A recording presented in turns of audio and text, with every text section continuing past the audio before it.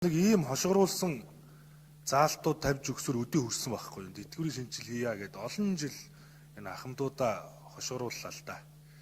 Тэгээд хувийн нэмэлт тэтгэврийн даатгалыг тогтцоо нэвтрүүлнэ гэж бичдэг. Энэ лозогнол бол одоо 20 жил лозогнож байгаа шүү дээ. Тэр 15 оны төрөөс баримтлах тэр бодлого дээр хүртэл нэвтрүүлнэ л гэсэн. Хэн нэвтрүүлж байгаа юм байхгүй. Тэгээ энэ урт хугацааны бодлого дээр хувийн нэмэлт тэтгэврийн даатгалыг нэвтрүүлнэ гэж зааж болохгүй шүү дээ. Ажилтан нь ажил олгогч нь төрн таата бус тэр жишээр төлж байгаа шимтгэлтэй. Төрн жил болгон төсөөсөө алдагдал хүлээдэг. Тэгээд хөдөлмөрийн өсөлтийн доод хэмжээ 420 мянгаас доош тэтгэвэр авж байгаа ахмадуудын 80% нь ахмадууд нь 420-оос доош тэтгэвэр авдаг. Би энэ тэтгэврийн шинжилгээг хийх ажлын хэсгийг ахлаад ингээд хувийн тэтгэврийн даатгалын хувийн тэтгэврийн хуулийг боловсруулад дараа 7 хоногт их хурлын гишүүдийн хамт өргөн барих гэж байгаа. Тэтгэвэр цэгэмэн гэдэг энэ албан ёсны хуудас ажиллаж байгаа. Энэ дээр тэтгэврээ тооцож бодох ёстой. Ахмадууд алийн болох хэдий болтол нэг ийм байдлаар нэг юм лозгонсон урайнд хууртаж амьдрах вэ. Тийм учраас бүр тодорхой заах ёстой гэдэг байхгүй. Хувийн тэтгэврийн нэмэлт даатгалыг нэвтрүүлж, төрийн болон хувийн тэтгэврийн сангаас тэтгэвэр авах нөхцөлийг бүрдүүлж гэдэг нь хоёр сангаас тэтгэвэр авна гэсэн. Төрөөс авж байгаа тэтгэвэр авна. 17% шимтгэлийнхаа тодорхой хувийг хувийн тэтгэврийн санд өгдөг болгоно.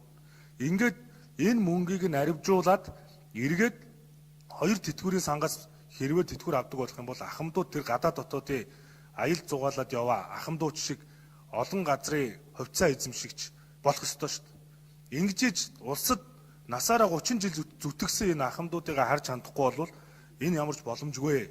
Тийм учраас санхүүгийн зах зээлийг дэмжинэ гэсэн тодтголыг хүртэл энд хийж өгч байгаа. Ингэсний үр дүн санхүүгийн зах зээл чинь дэмжигдэнэ. Ингэсний үр дүнд ахмадууд ч хоёр тэтгэврийн сангаас мөнгө авнаа.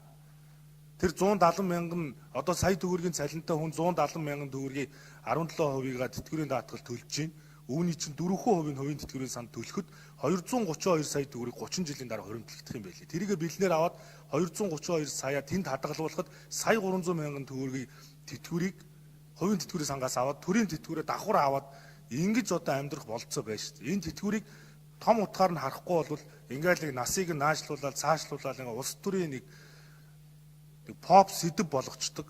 Тэгээд нэг хэдэн улс төрчд байж тэтгэврээр улс төр хийдэг. Сонгуул болохоор гинт нэг хууль санаачлага гараад ирдэг. Би бол энийг бол залуу хүний хувьд урт хугацаанд харж байгаа. Энэ тэтгэврийн шинжил бол санхүүгийн зах зээлийг дэмжин, ахмадуудаач дэмжин, өнөөдөр ажиллаж байгаа залуучуудынхаа хөдөлмөрийгч боддоор дэмжинэ. Тэгэхээр нийт иргэдтэй уриалахад тэтгэвэр хэмээн рүү ороод тэтгэврийнхаа тооцоолыг хийгэр. Тэгээ энэ улс төрийн намуудад бүгдэнд нь шахаж шаардаарай. Энэ тэтгэврийн шинжилгээг хэрэгжүүл гэж. Тэрнээс биш мөнгө хүрхээ ойллоо насыг хойшлуулж. Эсвэл сонгуульд өглөө нэг хууль санаачилчээ гэдэг зүйл байхгүй.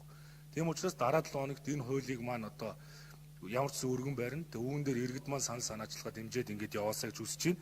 Тэгэхээр энэ хууль зүйн байнгын хороо дэмжээгүй саналыг дэмжихгүй байхыг гишүүдээс хүсэж байна.